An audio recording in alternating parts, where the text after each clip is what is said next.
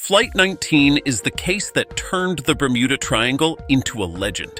It was Flight 19 that transformed the Bermuda Triangle into myth. On the afternoon of December 5th, 1945, 5 United States Navy Avenger aircraft, carrying 14 airmen, took off from a base in Fort Lauderdale, Florida, on a routine training exercise over the ocean. 5 U.S. Navy torpedo departed from the U.S. Naval Air Station Base in Fort Lauderdale, Florida. It should have been simple.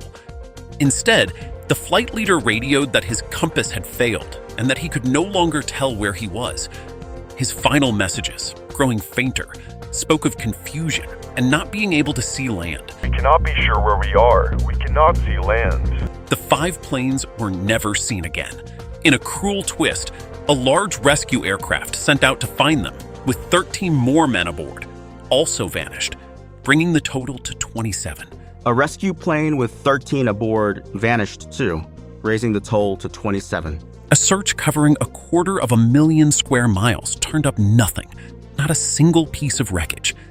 The Navy's official conclusion was simply cause unknown. To this day, no trace of the aircraft has ever been found. The USS Cyclops holds a grim distinction connected to the Bermuda Triangle. In March 1918, this enormous Navy supply ship, more than 540 feet long, set off from the island of Barbados, bound for Baltimore, carrying 306 people and a heavy cargo of manganese ore. It never arrived. There was no distress signal, no wreckage, and no survivors, despite extensive searching. The vanishing of the Cyclops remains the single largest disappearance of people in United States naval history, outside of any conflict. For decades, the case has fueled wild theories, yet the most likely explanation is far more ordinary.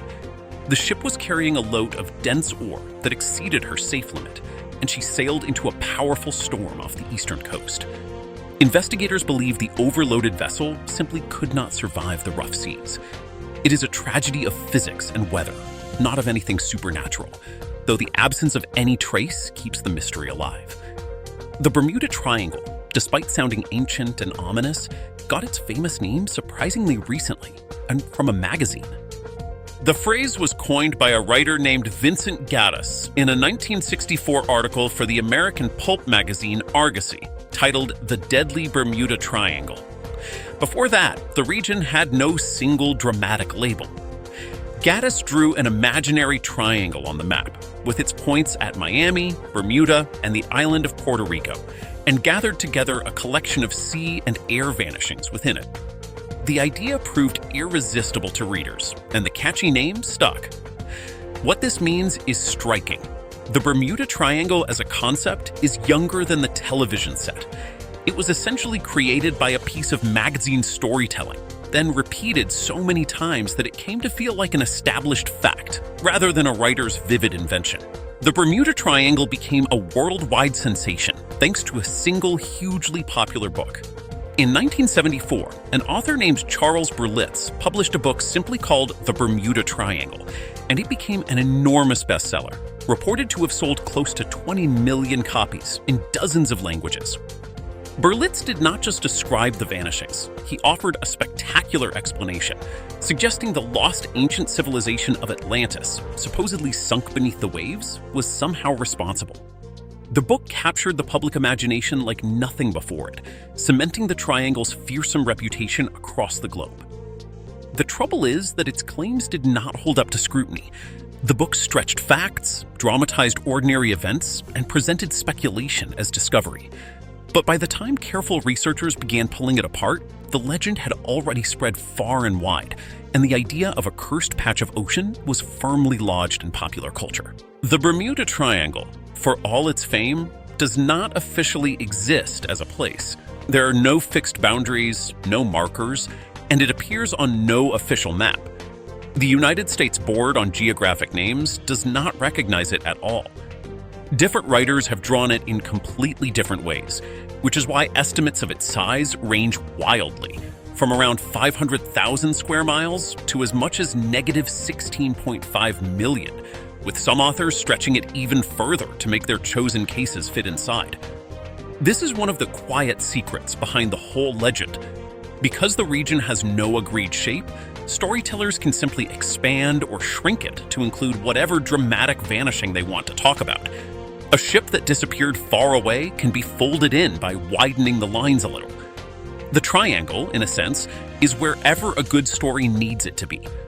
Christopher Columbus may have been the first person to write about odd happenings in the waters of the Bermuda Triangle. In his ship's log from 1492, as he crossed the Atlantic toward the Americas, he recorded several curious events. He described a great streak of fire falling into the sea, almost certainly a meteor. He noted that his compass needle seemed to drift slightly from where it should point, and he and his crew reported seeing a mysterious light glimmering in the distance one night before land was sighted. Over the centuries, these entries have been seized upon and dramatically exaggerated, transformed in popular retellings into spinning compasses and unexplained lights from another world. In reality, Columbus himself worked out the sensible cause of the compass drift, correctly linking it to the natural movement of the stars. His honest, careful notes became, in the hands of later storytellers, something far stranger than he ever intended. The Bermuda Triangle is home to one genuine scientific quirk that helped inspire the compasses go crazy myth. According to the United States agency NOAA, the triangle is one of the very few places on Earth where a magnetic compass may point toward true north rather than magnetic north. Across most of the planet, there is a measurable gap between the two, and sailors must adjust for it. But along a special line that passes through this region, the two briefly line up, and a navigator who does not understand this could make real errors in plotting a course. This is the small kernel of truth at the heart of the wild stories. Compasses in the triangle do not actually spin wildly or fail, as the legends claim. They behave in a slightly unusual but completely understood way, one that careful navigators have always known how to account for. The Bermuda Triangle's reputation rests partly on a sleight of hand, because several of its most cited cases did not actually occur within it. The famous ghost ship Mary Celeste, found abandoned in 1872, is endlessly linked to the triangle. Yet she was discovered on the opposite side of the Atlantic Ocean, near the islands off Portugal. A tanker called the Marine Sulphur Queen, lost in 1963, is often blamed on the triangle too, but she actually went down in the Gulf of Mexico, and investigators found the ship had been unfit to sail. Even a modern cargo ship, the El Faro, lost in 2015, is sometimes folded into the legend, when in fact she sailed directly into the path of a powerful hurricane. These reveals are some of the most satisfying parts of the whole story. Again and again, unexplained triangle cases turn out to have happened elsewhere, or to have perfectly clear causes. One of the most dramatic explanations for the Bermuda Triangle involves giant bubbles of gas rising from the seafloor. The idea goes like this. Deep beneath the ocean lie deposits of frozen methane, and if a huge pocket were suddenly released, it could turn the water frothy and far less dense, causing a ship to lose its buoyancy and slip beneath the surface. A genuine physics study in 2003 did find that, in theory, a large enough bubble could sink a vessel under the right conditions. It makes for a gripping story. The problem is that there is no evidence it has ever actually happened here. Geologists say no major methane release has occurred in this region for thousands of years, and not a single real ship has ever been documented sinking this way. It is a fascinating possibility on paper, but it remains entirely speculative, not a proven cause of anything. Starting at number 10, we have the Colosseum. Now, the Colosseum was originally the Flavian Amphitheater, and it's an elliptical amphitheater in the center of the city of Rome over in Italy. Now, this is one of the greatest pieces of architecture that's ever been built in the history of Rome. Now, it's the largest amphitheater to have ever been built in the Roman Empire. It's a circular structure that takes up a large site in the east of the Roman Forum, and the amphitheater was built to organize gladiator contests as well as dramas and games, all sorts of things so that the public can come and just have a great time. The wonder at number 9 is not as massive as the Colosseum, but we have the Leaning Tower of Pisa. Now, this tower was built first in Pisa, which is a city also in Italy, and it dates back to August 14th of 1173. It's known for its tilt towards the right side, and the construction of this tower continued for over 200 years due to wars that broke out. Now, till this day, the actual name of the tower is completely unknown, but the Leaning Tower of Pisa, as it's known as, is designed as a circular bell tower that would stand 185 feet tall. Now, it's constructed of white marble, and there's been many suggestions to actually straighten out the tower, including taking it apart stone by stone and rebuilding it in a completely different location. But that's never happened, and also back in the 1920s, the foundations of the tower were actually injected with cement grouting. That way it could stabilize the tower to some extent. They definitely don't want it to fall, but at the same time they're like, should we keep it like this? Is it always gonna stand tall and not tip over? Well, so far, so good. Chichen Itza is up next. Now, it was founded by the Maya civilization in 400 AD, and it's located in the Yucatan Peninsula, now called Mexico.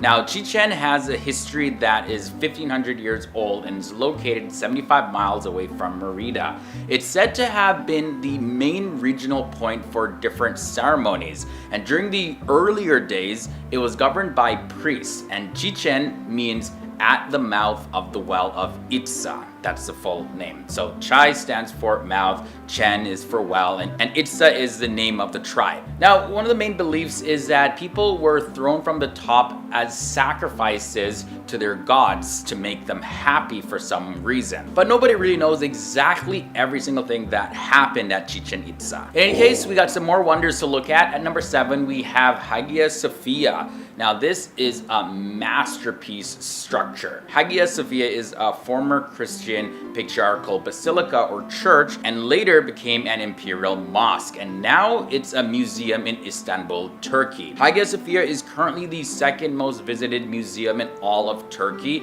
and it has about 3.3 million visitors every single year. From the time the structure was converted, it was the principal mosque of Istanbul, and the Hagia Sophia served as the inspiration for many other Ottoman mosques. Some of those mosques that it inspired include the Blue Mosque, as well as the Rustam Pasha Mosque and the Kilich Ali Pasha Mosque. While we're on the topic of religious structures, we have Christ the Redeemer statue. Now, it is the largest Art Deco statue in the world, and it's the 5th largest statue of Jesus in the world.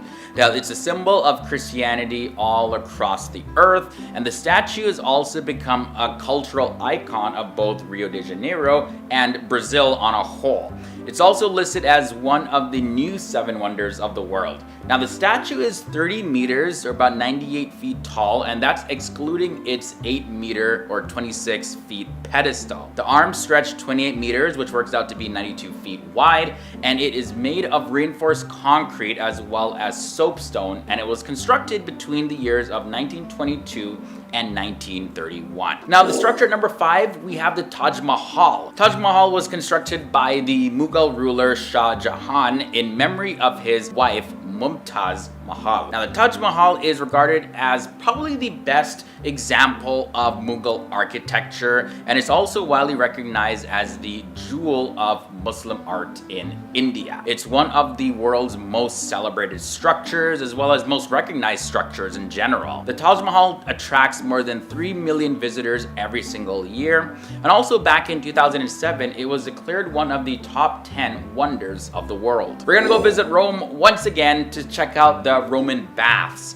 Now, the famous Roman baths are very complex. It's a complex site of historical interest, and this place here is very well preserved, and it was used for Roman public bathing. But here's the thing though, it's actually a reconstruction of the previously destroyed baths. It was destroyed in the 6th century, and then reconstruction of the baths happened over time, with the last additions being done in the late 1800s. Now, these baths are a major tourist attraction of the modern world, and they receive about 1 million visitors every single year. Visitors, they can view the baths and the museum, but they cannot enter the water. Moving on now to number 3, we have Petra. Now, this is an archaeological city of Jordan, and it was famous for its rock cutout structure, as well as its water conduit system. Another name for Petra is the Rose City, and this is because of the color of the stone out of which it's carved. It was established during 312 BCE as a capital city of the Arab Nabateans. It's also an important symbol of Jordan, and it's located on the slope of Jebel al-Madba, which is in a basin among the mountains which form the eastern flank of the Araba, which is a large valley that runs from the Dead Sea all the way to the Gulf of Aqaba. Here we have Machu Picchu coming at number 2. Machu Picchu is a pre-Columbian Inca empire, and it's a site that's located almost 8,000 feet above sea level.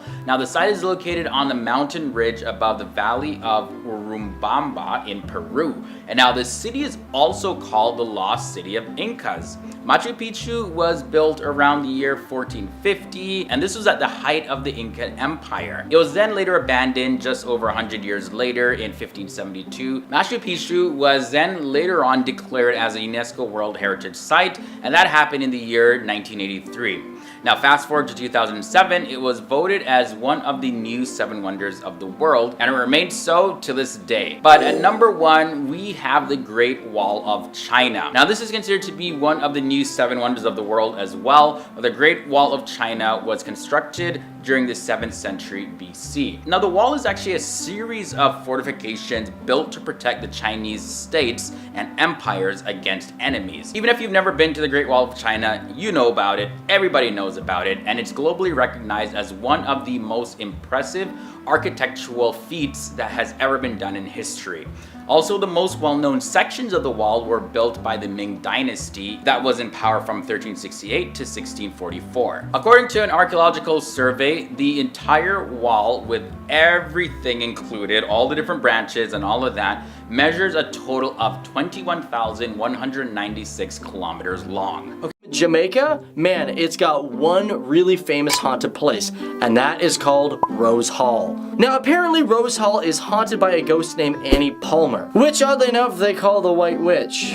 Weird. Now Rose Hall was initially built in the 1770s, but nowadays it's practically a resort, and a really nice one of that. You can go do some serious golfing. Yo, by the way, if any of you guys are golfers, hit that like button. Seriously, did nobody hit the like button there? Right, because golf, those pants, they're just too goofy. Now currently it is owned by Miss World USA Michelle Rowlands. But as for the ghost, well, got some bad news because it's really not real. Now it was fictionalized from a Jamaican novel called The White Witch of Rose Hall by Herbert G. de Lisser. Now it was published in 1929, and yes, some people still say, oh well, he got it from a story of a ghost that was in Rose Hall. So maybe that's true, but that is where the story really blew up from. Now keep in mind, there was a woman that did exist and her name was Rosa. But unlike the ghost in the story, they didn't share very similar character traits. But who knows? What do you think? Haunted, yay or nay? Now guys, we gotta move on to number 2 because first of all, I might be related to this lady. We're talking about the Brown Lady of Rynham Hall. Now her actual name is Lady Dorothy Walpole. That's right, Walpole for the win, yeah!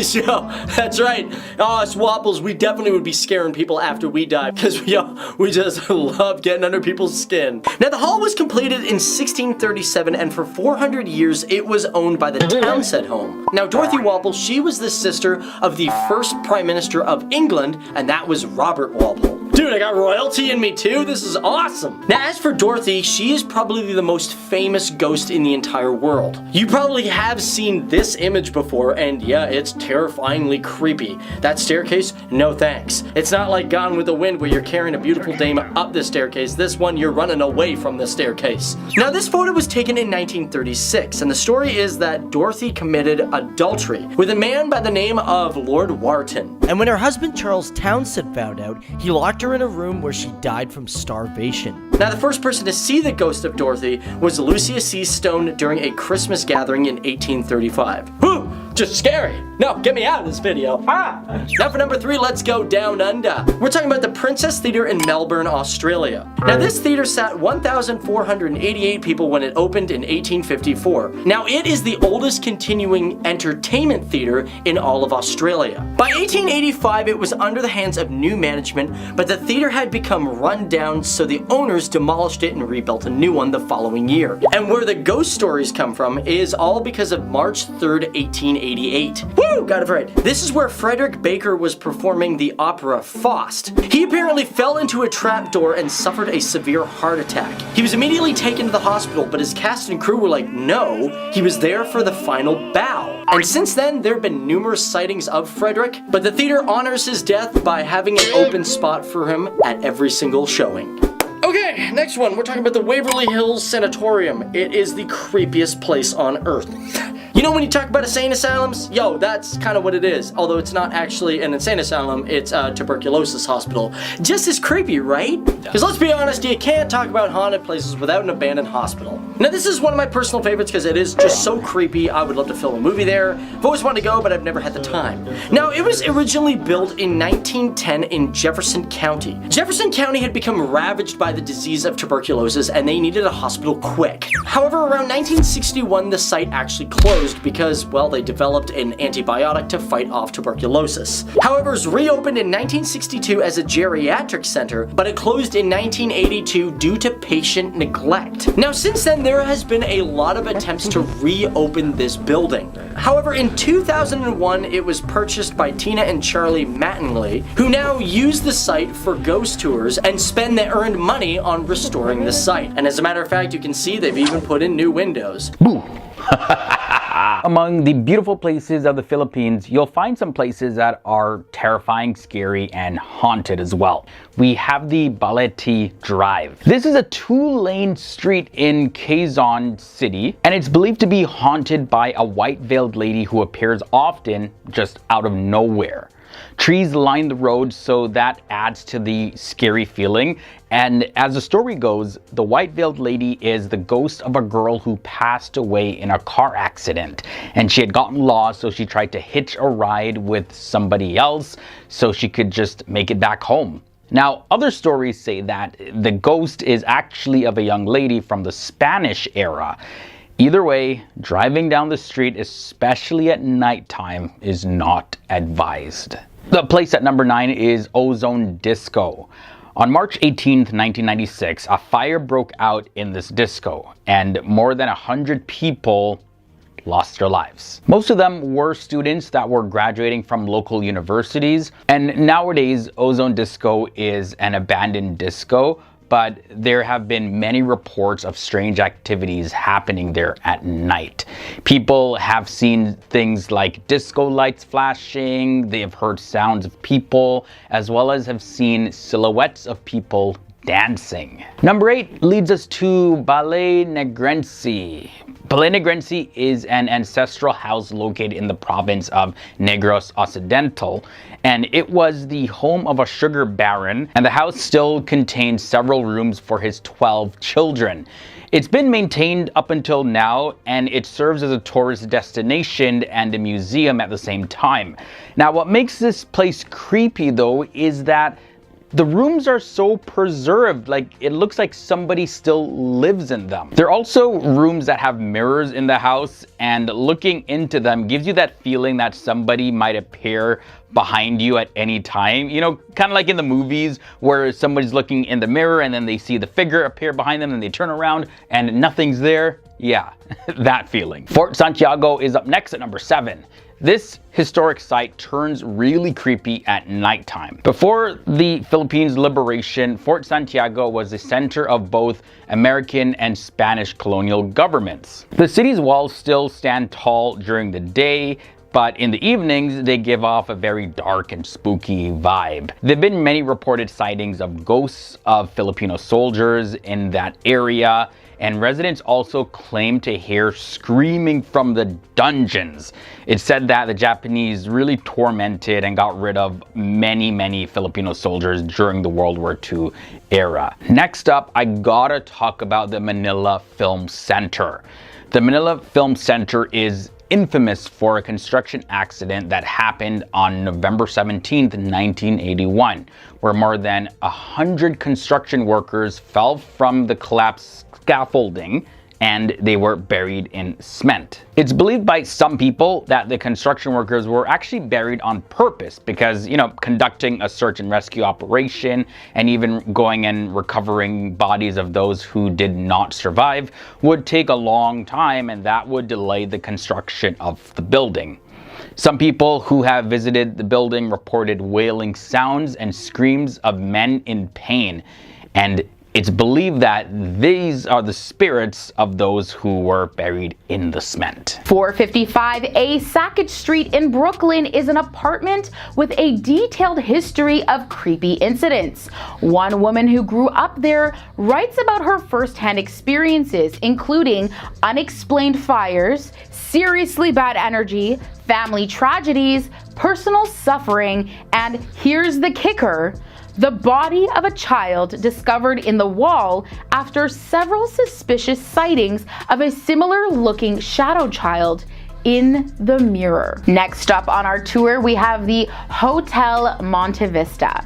The Hotel Monte Vista, which opened as the Community Hotel in 1927, has a history of underground opium dens, speakeasies, and gambling. Today, the hotel is known for the paranormal activity that haunts some of the rooms and halls. Specifically, guests who have stayed in room 220 have experienced the TV changing channels on its own accord, and some have said they felt cold hands touching them in their sleep. There's also reportedly a phantom bellboy who knocks on doors and announces room service, but when guests get to the door, no one is there. One of the more popular and possibly most disturbing encounters is the sound of an infant crying in the basement. All right, moving on to Myrtle's Plantation. Rumored to be on top of a burial ground is the Myrtle's Plantation in Louisiana, which is the home to at least 12 different ghosts which have apparently been sighted. Constructed in 1796, ghost stories center around the tale of an enslaved woman named Chloe who had her ear chopped off after she was reportedly caught eavesdropping on her masters. Seeking revenge, Chloe killed two of the master's daughters by poisoning a birthday cake. She was then hanged by her fellow enslaved people, and today is reportedly seen wandering the plantation with a turban to conceal her ear. All right, next up we have the Mizpah Hotel. In 1907, Mizpah Hotel opened as one of the first luxury hotels in Nevada. With a rich history and elaborate decor, the hotel is best known for its legend of the Lady in Red. A woman was murdered in her room on the 5th floor. Some say it was a jealous ex-boyfriend. Those who stayed at the hotel say the Lady in Red whispers in men's ears and leaves pearls from her broken necklace on guests' pillows. And bringing us down to number 1 today, we have the Hotel Cecil. Now, more cursed than haunted, downtown LA's Hotel Cecil got such a bad rap that it actually changed its name to Stay on Main. The first recorded death by suicide was in 1931, followed by a long string of similar deaths. At some point in the 30s, one man was pinned to the exterior wall by a truck. A woman murdered her newborn in the building in 1944, and the pattern of suicides continued into the 60s. In 1962, a woman jumped from the 9th floor window and landed on a pedestrian, killing them both. In 1964, Goldie Osgood was brutally murdered, a crime that has remained unsolved till today. The weirdest is definitely the disappearance and death of 21-year-old traveler Alyssa Lamb. A few weeks after Lamb went missing, her body was discovered in the rooftop water tank after visitors and tenants complained about a funky taste in the water. There's even a creepy Netflix documentary about it that you might want to check out for more details. Caritas Hospital.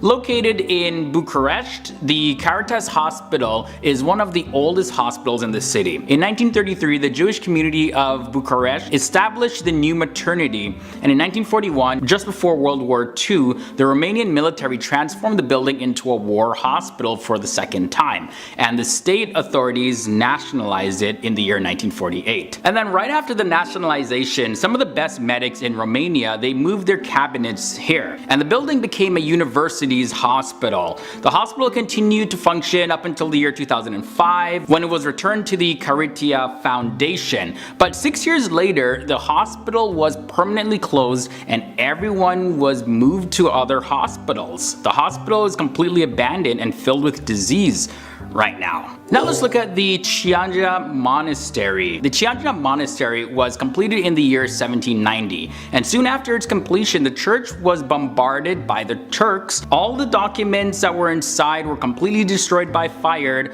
but the church stood standing. The monastery shortly after was abandoned due to a plague that started, and no one has ever returned to restore it since then. And the crazy thing though is that after the 1977 earthquake, the bell tower of the church fell and was washed away by the river, and locals say on nights where there's a full moon, the church bell can be heard, leading many to believe that the church is haunted with spirits. Ooh, the Witch's Pond is next at number 3. In the Boldu Kretieshka forest near Bucharest, magic and rituals happen frequently here. This location is completely filled with all kinds of sorcery. Witches perform their rituals here every single year during the Saznianeli celebration in June. Also, the place just never dries up, and it never expands, and neither rain nor the lack of rain affects the pond in any way. Even animals can sense that something is up with this pond because it's said that they never even drink water from there. At number 2, we have the Chismigiu Hotel. This hotel was left in ruins in the year 1970, and in the year 1990, the Theater Academy turned it into a residence for students. But one weekend, a young girl fell down an elevator shaft because it was so dark she hadn't even realized that she wasn't actually stepping into a room. And as the story goes, for about 3 hours, she screamed for help, but no one heard her.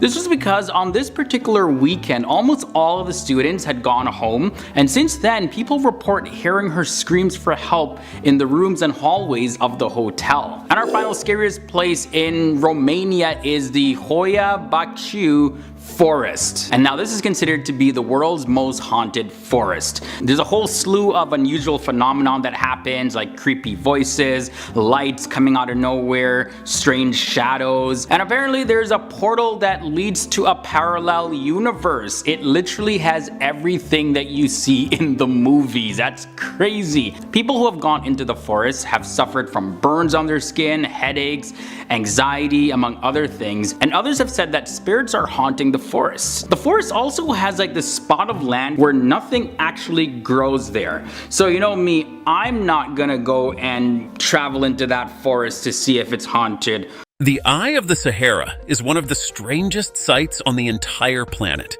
The Eye of the Sahara ranks among Earth's most baffling natural wonders. Hidden in the remote deserts of Mauritania, near the ancient town of Wadain, it is a vast set of perfect circular rings, one inside the other, like a colossal target drawn onto the earth. The formation looks like immense rings nested together, a natural emblem of precision on a continental scale. Officially, it is called the Rishat structure, and it measures around 40 kilometers across, wide enough to swallow a large city whole. From the ground, it is almost impossible to appreciate. A traveler standing inside it would simply see low, rocky ridges stretching into the distance, with no hint of the enormous pattern around them. Officially named the Rishat structure, it spans 40 kilometers, vast enough to engulf a city. Its true shape only reveals itself from high above, which is exactly why this giant bullseye stayed a quiet secret of the desert until humans finally found a way to look down on it from the sky. Its full form emerges only from above, a desert bullseye hidden until flight revealed it. The Eye of the Sahara became famous not from the ground, but from space. In June 1965, during NASA's Gemini 4 mission, astronauts James McDivitt and Edward White looked down from orbit and photographed the giant rings far below them in the Mauritanian desert. The same flight is remembered for White performing the first American spacewalk. Their images helped bring the formation to the world's attention and earned it the nickname it carries today. There is a common myth that the astronauts discovered it, but that is not quite true. French geographers had already described the strange circular feature back in the 1930s, and pilots had reportedly used it as a landmark even earlier. What space travel really did was reveal its full scale and beauty. To this day, astronauts on the International Space Station still use the eye as one of the most recognizable landmarks on the face of the planet. For years, scientists were convinced the Eye of the Sahara had to be a scar left by something from space. The reasoning seemed obvious. A near-perfect circle, that enormous, sitting in the middle of a flat desert, looked exactly like the kind of mark a giant meteorite might leave behind. For a time, the leading idea was that a massive object from the heavens had slammed into the Earth here long ago. Then the careful studies began, and the impact theory quietly fell apart. Geologists searched for the telltale signs that a high-speed impact always leaves in the rock, the crushed and shocked minerals, and they simply were not there. One reported clue turned out to be an ordinary mineral that had been misidentified. There was no central peak, no melted rock, none of the fingerprints of a cosmic collision. The eye, it turned out, was made entirely on Earth. The real story of how the Eye of the Sahara formed is, in its own way, even more remarkable than a meteorite. Deep beneath this part of Mauritania, long ago, a great mass of molten rock pushed upward from inside the Earth without ever breaking the surface. Like a bubble rising slowly through thick syrup, it forced the flat layers of rock above it to arch upward into an enormous dome. That dome was made of many different layers, some hard and some soft. Then, over an almost unimaginable stretch of time, wind and water went to work, wearing the dome away. The softer rings eroded quickly, while the tougher ridges of quartzite stood firm. Slowly, the rounded dome was sanded flat, leaving behind those alternating circles of hard and soft rock. The Eye of the Sahara ranks among Earth's most baffling natural wonders. The famous bullseye is simply the worn-down roots of that ancient dome, exposed at last. The age of the Eye of the Sahara is almost impossible to imagine. Geologists agree the structure is at least 100 million years old, which means it was already taking shape while dinosaurs still walked the Earth. The molten rock that first lifted the dome cooled into stone roughly 99 million years ago, around the time the Atlantic Ocean itself was opening up. Yet a study published in 2024 pushed parts of the story back even further, suggesting that some of the deep rock beneath the eye was put in place around 200 million years ago. The layers exposed in the rings are older still, with the outer edges made of sandstone laid down hundreds of millions of years before that. Standing inside the eye, a person is surrounded by a slice of Earth's history so deep that all of human existence is barely a single blink within it. The Eye of the Sahara carries one truly irresistible legend. Some people are convinced it is the lost city of Atlantis. The idea exploded across the internet in 2018 when a YouTube creator named Jimmy Corsetti posted a video arguing the case, and it went on to gather millions of views. The argument is seductive. More than 2,000 years ago, the philosopher Plato described Atlantis as a great place built in concentric rings of land and water, a city that vanished in a single day and night. The eye, with its perfect rings, looks uncannily like that description brought to life. Supporters point to the matching circular shape, to nearby mountains, and to the idea that this region may have been flooded in the distant past. For anyone who has ever dreamed of finding a lost world, the resemblance feels almost too perfect to be a coincidence. And that is exactly where the trouble begins. The Atlantis theory about the Eye of the Sahara, however thrilling, does not survive a close look. Scientists and historians have pointed out problem after problem. The structure is around 40 kilometers wide, far larger than the city Plato actually described, so believers have to ignore much of it to make the size fit. Plato placed Atlantis by the sea, yet the eye sits roughly 500 kilometers inland and hundreds of meters above sea level, with no evidence the ocean ever reached it within human history. Most decisive of all is the age. The eye is tens of millions of years old, while Plato's city supposedly vanished a mere 11,600 years ago. And despite all the searching, no one has ever found the ruins of a city there. No buildings, no canals, no harbor, nothing a great civilization would leave behind. Most scholars regard Atlantis itself as a story Plato invented to make a point, never a real place at all. The Eye of the Sahara hides a genuine human secret, even if it is not a lost city. Scattered across its outer rings are countless ancient stone tools, left behind by people who lived here long, long ago. These were not the work of one lost civilization, but of countless generations who came to this spot over tens of thousands of years. They were drawn by the hard quartzite rock, perfect for shaping into blades and hand axes. What makes this possible is one of the desert's best-kept secrets. The Sahara was not always a sea of sand. For long stretches of the past, it was green, dotted with lakes and grassland and roamed by wildlife and people, the most recent green period ending only a few thousand years ago. Yet for all these visitors, no one ever built a settlement at the center. The Eye was a place people passed through and worked in, never a city, leaving behind only their tools as a quiet signature in the stone.